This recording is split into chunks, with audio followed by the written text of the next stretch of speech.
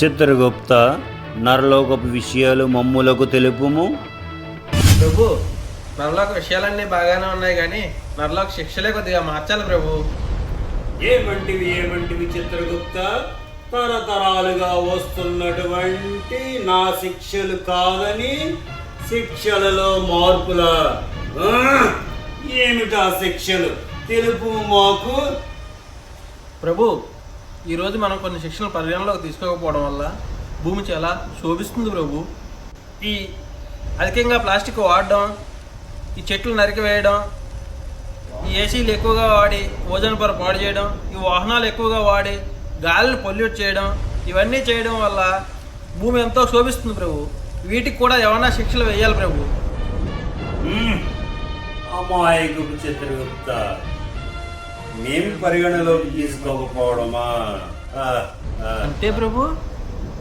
Chitragupta, 2004 December ఆఖరి దినములలో ఏమి జరిగినది? సునామీ వచ్చింది ప్రభు. అంటే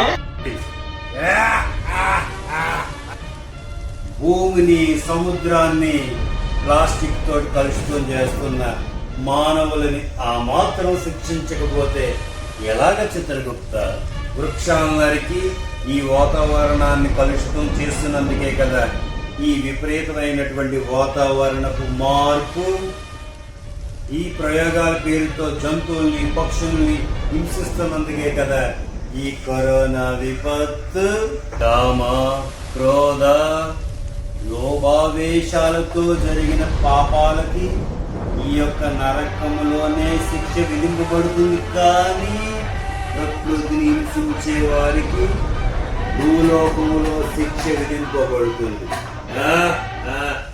ప్రభు, మీరు విధించిన శిక్షలన్నీ బాగానే ఉన్నాయి కానీ ఈ మానవులు చేసే తప్పులు, వాటి శిక్షలు, వాళ్ళు చేయవలసిన పనులు వాళ్ళకి ఎలా తెలియజేయాలి ప్రభు?